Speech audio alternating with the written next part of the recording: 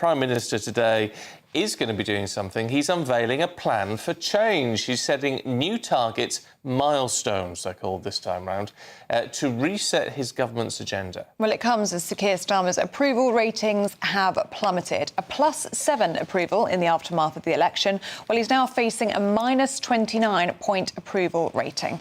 Well, amongst the pledges we're expecting from the Prime Minister include promises on the economy, the environment, crime, the NHS and barriers to opportunity. But the question remains, will migration appear as one of the PM's top pledges? He faces further pressure from Reform UK. Well, let's talk to the Shadow Home Secretary, Chris Philp, who joins us from Westminster. Good to see you this morning. Thanks for your time.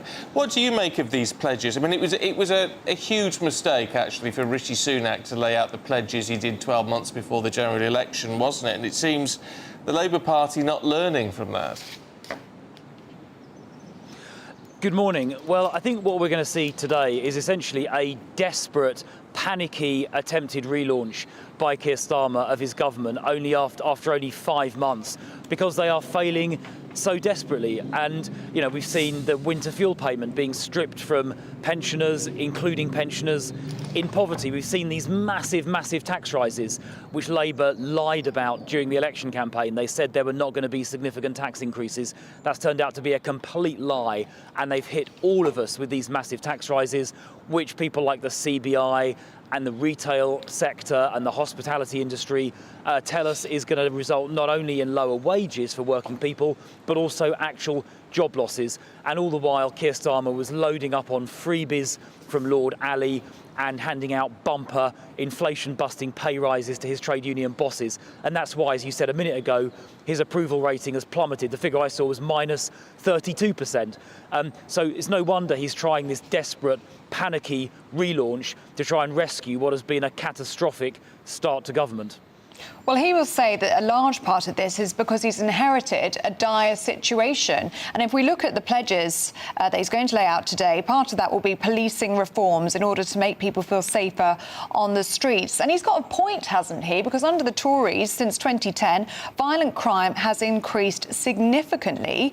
And conviction rates for things like burglary and rape are shockingly low. I mean, rape is at 1.6%.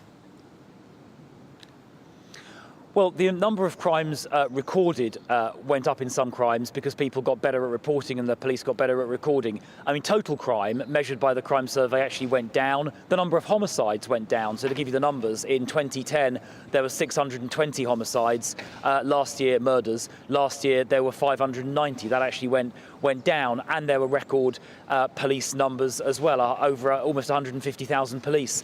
Now, I'd like to see them, as I've said on this programme before, cut out all the non-crime hate incident nonsense and only look at that where there is immediate risk of criminality and focus on catching criminals using new technology like artificial intelligence and live facial recognition. So those are all things I'd like to see happen. The announcement we're going to get today from Keir Starmer on policing is, as predictably, is a bogus, dishonest and misleading announcement. He's going to announce, I believe, 13,000 more police officers, but it turns out only 3,000 of those are actually new, and he's not even giving the police enough money to pay for those new officers, so they're going to have to cut something else, probably cut police numbers elsewhere, in order to deliver his promise. So even today's announcement is going to be completely dishonest, just like Labour's entire election campaign. Yeah, but he's going to have to... I mean, it's the idea of having sort of more bobbies on the beat and having more community officers has got to be a welcome thing, hasn't it? And that is something that was cut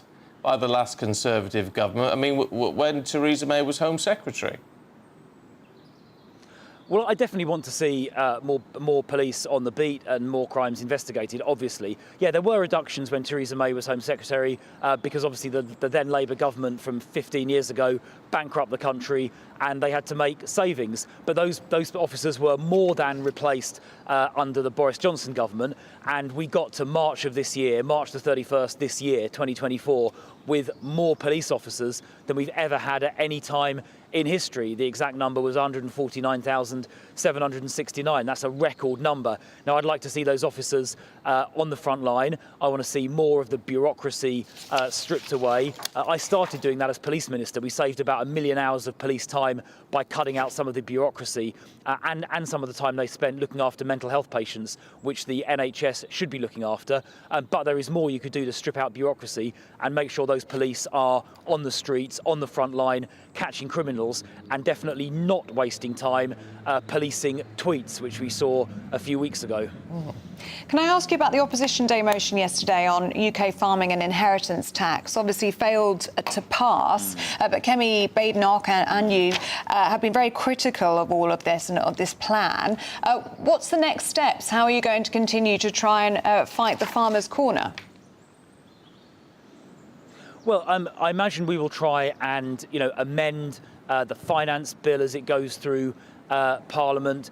We'll keep the pressure up. We had that vote. We forced a vote. We forced a vote in Parliament yesterday, and Conservative MPs, including me and Kemi, voted to support British farmers and to stop this terrible Labour tax that will see family farms that have been farmed for generations being lost. And it was, I think, terrible that Labour did not think again. They continued with this awful plan that will see farms being lost. It'll damage our food security. It means we'll end up importing more food, and it will actually put up food prices for all of us. So this terrible idea of Labour's to attack farms is going to actually, it won't just affect farmers, it'll actually end up affecting all of us in the form of higher food prices, and we're going to have to import more food from overseas as well. But we're going to keep the battle up. We're going to keep working with the National Farmers Union. We're going to keep finding ways in Parliament to put Labour on the spot and try and engineer further votes, because we on the Conservative side are standing firmly with our farmers, just as we are standing with the pensioners who Labour have attacked, just as we're standing with the businesses who Labour have attacked, and just as we are standing with working people who Labour have also attacked with their swinging tax rises. Can I just ask you for a touch of realism in all of this? So, because it's your job to do these things in Parliament and to stand up against what you don't believe in.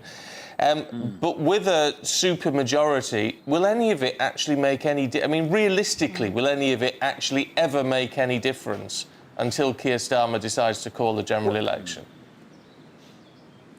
Well, you're right. Obviously, Labour, unfortunately, do have a big majority. It's partly because, a lot of people who would ordinarily vote Conservative voted Reform, and that, as we warned, that let Labour win a massive landslide. So it is tough in Parliament. We are going to struggle to win votes, but we have a constitutional and a moral duty to fight for farmers and pensioners and working people and families, and we're going to do that. We're going to take the fight to Labour, and even if we're going to struggle to win votes, we're going to still try, of course, but even if we struggle to win votes, we're going to make the arguments. We're going to try and persuade the government to change their mind. We're going to try and mobilise public opinion. We were all out with farmers protesting in Whitehall a couple of weeks ago, and I think that, I'm an optimist by nature. I believe if you campaign hard, if you work hard, if you fight hard, then you can bring about change. Obviously, the best way of doing that is to win an election and kick Starmer out.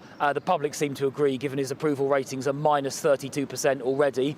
I hope we can win the next election. We'll fight hard to do that. But in the meantime, we are going to work night and day. You can see me standing here in the dark, in the freezing cold this morning, taking the fight to Labour, because someone has to stand up for working people, pensioners, farmers, businesses and others, and that is our job in the Conservative Party. It's my job, it's Kemi's job, and no matter the parliamentary odds, we are going to keep fighting that fight.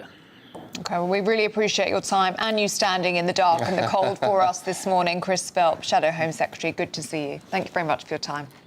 All right, let's sort of former advisor to Boris Johnson.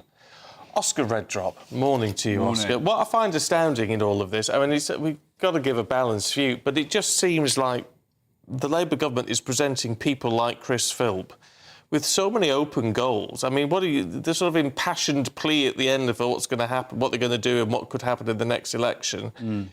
It is literally an open goal. There are plenty of open goals. Chris Philp just ran through at the end of that interview all the members of society who the government have really hacked off in the short amount of time they've been in power. Farmers, small business owners, pensioners, the list goes on. However, I thought really quite skillfully addressed a slight elephant in the room, which is that what can the Conservative Party truly do to hold this Labour Party to account at the moment?